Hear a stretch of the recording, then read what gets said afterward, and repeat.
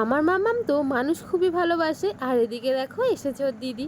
তাই সন্ধ্যাবেলায় দিদির সাথে তো বেশ মজা করছিল। আর দিদি কিন্তু একদম নাচের ক্লাস থেকে চলে এসেছে বুনুর সাথে দেখা করতে। আর ও বুনুকেই ফার্স্ট টাইম দেখতে এসছে, তাই বারবারই বলছিল আমি বুনুকে ফার্স্ট টাইম দেখছি।